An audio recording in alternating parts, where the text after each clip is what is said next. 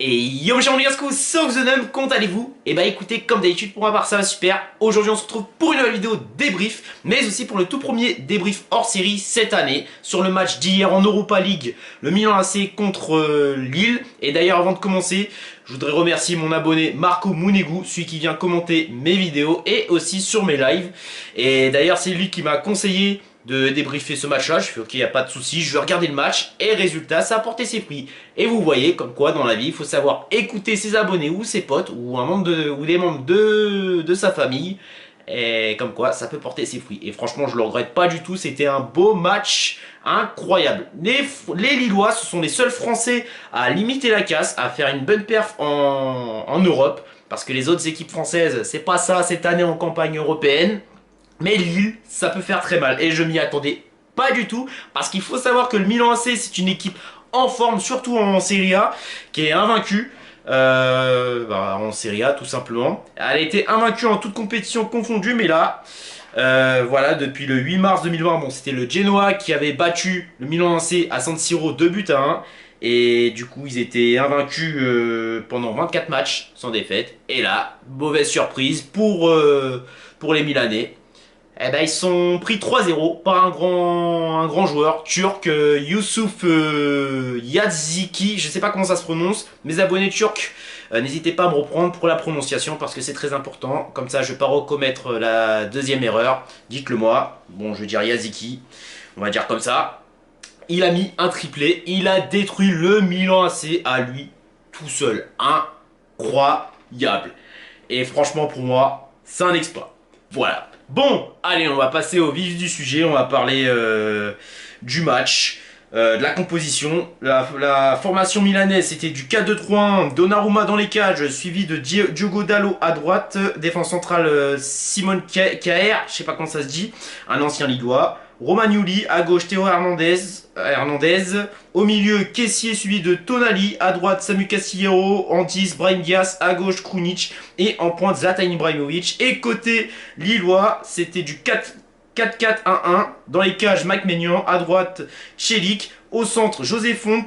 Suivi de Botman. À gauche, Bradaric. À droite, Jonathan Iconé suivi de Xeka, Renato Sanchez au milieu. À gauche, Bamba. En 10, Yaziki. Et en pointe, David. Qu'est-ce que j'en ai pensé la première mi-temps? Bah, elle était vraiment bien. Alors, les Lillois, ils étaient bien. Mais le souci, c'était dans la zone de vérité. Parce qu'il y avait beaucoup d'hésitation. Et surtout, Iconé, il cherchait trop l'altruisme. Du coup, il était pas trop en confiance dans dans les duels, enfin, comment dire, dans les 1 contre 1 sur le plan individuel. Du coup, forcément, il cherchait soit David, soit Yatziki, mais malheureusement, ça suivait pas. Il n'y avait pas trop de lecture du jeu. Ou alors, des moments, il cherchait des face-à-face, mais un peu inutiles. Donc, il était mal en point. Le milieu était vraiment bon. J'ai bien aimé. Des deux côtés. Xheka, suivi de... J'ai oublié... Je retiens même pas... Ah oui, Renato Sanchez. Et d'ailleurs, Renato Sanchez qui a été vraiment... Oh, il était vraiment incroyable. Alors, je ne sais pas si tout le monde en parle, mais Renato Sanchez, depuis qu'il est à Lille, c'est juste incroyablissime. La défense, bon, des moments, elle se faisait un petit peu manger. Les Milanais étaient bien en point dans les zones de vérité parce que il y avait de la lecture du jeu. Ça suivait. Mais le souci, c'est que des moments, surtout dans la surface, ça cherchait beaucoup d'individualité. Tout le monde voulait marquer son but. Surtout Théo Hernandez, au lieu de donner le ballon à, je sais pas, soit Brahim Diaz, soit Samu Castillejo ou alors à Zlatan Ibrahimovic, bah du coup, il cherchait beaucoup. Et Zlatan Ibrahimovic, il était pas très servi comme un roi. Et résultat, bah ça a pas plu à Zlatan Ibrahimovic, malheureusement. Et surtout que Castillejo ou Dalot, je ne sais pas. Pendant un moment, il y a eu un petit débordement, le petit centre. Bon alors, c'est vrai qu'il avait raté. Je pense qu'il voulait la faire à Zlatan et ça n'a pas plu à Zlatan. Et Zlatan, il n'était pas très content sur ce match-là. Et on l'avait pas beaucoup vu. Et surtout sur le coup franc, qui aurait pu être vraiment dangereux. Une frappe flottante, très puissante. Et là, le genou droit il a dû morfler de Mike Maignan. Et Mike Maignan l'a dévié. C'est vraiment cool. Mike Maignan qui était vraiment bon. Après du coup, ça a commencé à ça commence à légèrement prendre la mayonnaise. Une fois que ça a pris la mayonnaise, bon, ça a été un petit peu mieux sur le côté gauche. Enfin, ouais, on va dire sur le côté gauche. Surtout quand il y a eu le pressing. David avait le ballon. Et je sais pas, j'ai pas trop compris ce qu'il a fait. Il hésitait un petit peu trop. Bon, Yaziki, il a pas trop subi. Derrière, ça a pas trop subi, malheureusement. Du coup, bah, il a frappé comme ça au hasard. Yaziki a récupéré le ballon. Ça hésitait encore. Et du coup, bah, ça a pas été loin. Il y aura pu avoir un but. Et là, jusqu'à temps que Ikone donne le ballon pour Yaziki. Et résultat, Romagnoli lui fait une petite poussette. Penalty. Voilà, penalty pour les Lillois. Yaziki qui le transforme avec son pied gauche. Et un but à 0. Et du coup, ça redonne confiance aux Lillois. Les Lillois se créent pas mal d'occasions, mais malheureusement, un petit peu manque d'efficacité et un petit peu de manque de lecture du jeu. Alors, les Lillois ont été, pour les deux, enfin comment dire, les Lillois et les Milanais étaient bons des deux côtés, mais le souci, c'est que dans la lecture du jeu, c'était pas trop ça côté Lillois. Voilà, on a vu un grand Zeka, on a vu un grand Renato Sanchez. Il connaît bon, un petit peu mal en point malheureusement, parce que un peu manque de confiance, hein, mais voilà, c'est comme ça, qu'est-ce que vous voulez que je vous dise, hein. Et du coup, bah, ça aurait été mieux qu'il soit vraiment un petit peu plus en confiance parce que franchement, ça aurait pu vraiment aider quoi. Et surtout le trio Jonathan, c'est-à-dire Bamba, David et Ikone, aurait pu faire vraiment très mal. Première mi-temps, pour ma part, je dirais qu'elle est plus lilloise. Bon, même s'il commençait un peu mal en termes d'occasion, enfin, en termes de défense, quoi, parce qu'elle prenait des moments, elle prenait l'eau. Et bah résultat, bah ils ont su riposter, répliquer. Et du coup, il y a eu le penalty et ça, là, ça leur a donné confiance. Deuxième mi-temps a été, alors là, je ne m'y attendais pas du tout. Franchement, ils se sont réveillés de manière brusque. Et franchement, c'était vraiment incroyable. Les Lillois, ils ont stérilisé les Milanais. Je sais pas comment dire, mais ils les ont stérilisés. Voilà, jusqu'à temps qu'il connaît. Enfin, qu'il y ait une petite action. C'était Bamba. Là, il y avait. Enfin, devant, il y avait Ikone. Ensuite, il y avait Yaziki. Au départ, j'ai cru qu'elle était pour Yaziki. Alors, je sais pas s'ils ont communiqué ou pas. Je sais pas si Jonathan Ikone a dit de laisser à Yaziki. Enfin, je sais pas s'il lui a dit. Il a esquivé, enfin il a laissé le ballon. Ensuite il s'est placé sur le côté gauche. La petite passe de Jonathan Ikone en deux temps. Avec son pied gauche. Voilà en deux temps pour Yazeki. Pour pousser, pour se préparer. Et ensuite la deuxième touche pour tirer presque à rater. Et résultat ça fait le but du 2-0. Voilà, le but du 2-0. Alors pour ma part, il y a une petite boule, enfin il y a eu une boulette. Alors je sais pas trop. Moi je suis pas trop gardien, mais il faut savoir qu'il mesure dans les 1m94 si je dis pas de conneries. Donnarumma, je sais qu'il est très grand. Alors faut savoir que plus on est grand et plus c'est difficile de se coucher et aller chercher le ballon seul. Donc voilà pourquoi il y a eu une boulette pour ma part. Et aussi il y a eu une faute de main, tout simplement. Donc est-ce que c'est une boulette ou pas? Moi je dirais plus, on va dire boulette, et le fait que la taille là un peu handicapé. Le but du 2-0 qui redonne confiance aux Lillois. Et là, David qui a eu le ballon, qui l'a donné pour Yaziki, et le but du 3-0. Encore Yaziki, Yaziki qui est vraiment incroyable. Il a fait... c'est pas son premier triplé, hein. Faut savoir, il a mis un autre triplé contre une autre équipe. Alors je n'ai pas suivi le groupe. Je sais qu'il y a le Milan AC, je sais qu'il y a le Celtic et autre équipe, je ne sais pas du tout.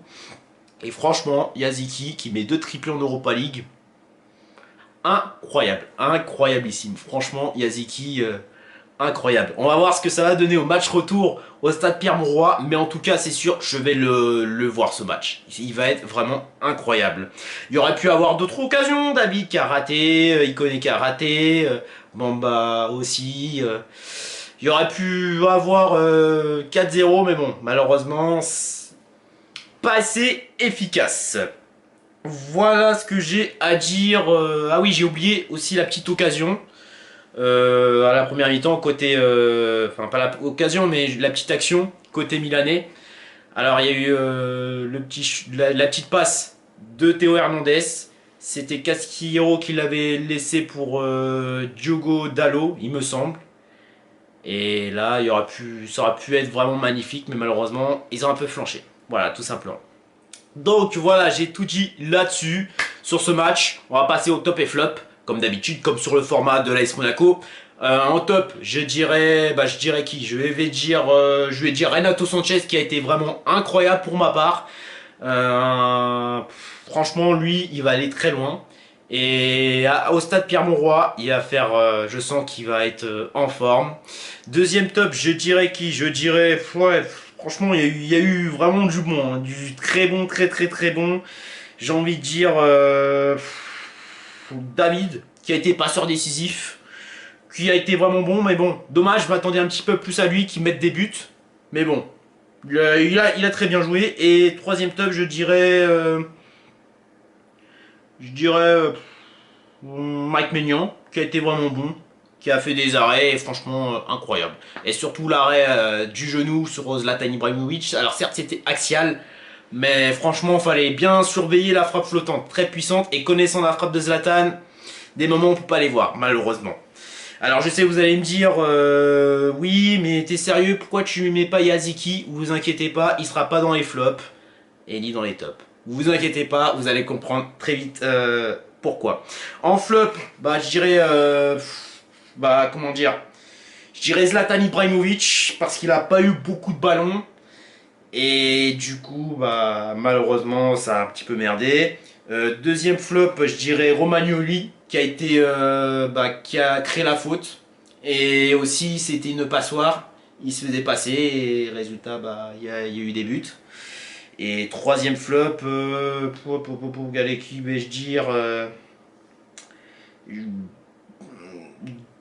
je sais pas, on va dire, allez, on va dire au hasard Dalot. On va dire Diogo Dalot. Et pour Yaziki, je l'ai pas mis dans les tops et encore moins dans les flops, parce que pour ma part, c'est un golden top. C'est le golden top, parce que voilà, il a mis le triplé, et il fallait bien que je le mette dans le golden top, tout simplement. Yaziki, qui était vraiment incroyable, qui met son deuxième triplé en Europa League. Va-t-il reproduire le même scénario en Europa League, mettre son troisième triplé au match retour au stade Pierre-Mauroy contre le club légendaire du Milan AC? Eh bien, affaire à suivre. Voilà. Voilà mes chers Monégasques, bah, j'espère que ce débrief hors série vous a plu. Vous inquiétez pas, la vidéo va sortir hein, sur la vidéo explicative de ma pause de l'AS Monaco. Et en tout cas, moi ça me fait plaisir de faire des débriefs chill, posés, sans s'énerver, sans prise de tête, tout en étant neutre. Et franchement, ça me fait plaisir. Bon, même si voilà, je voulais que Lille gagne, franchement, ça me fait plaisir. Ça me fait plaisir et je pense que ça va aussi vous faire plaisir. Et du coup, si vous avez aimé, bah, faites-moi signe, hein. Vous connaissez la recette, vous Monégasque, vous commentez, vous vous abonnez, vous partagez. Et surtout, n'hésitez pas à me suivre sur les réseaux sociaux. Comme ça, bah, je mettrai les affiches et je regarderai les matchs de demain. Demain, si je dis pas de conneries, il y aura le derby entre Dortmund et Bayern Munich. En première ligue, il y aura Everton contre Manchester United.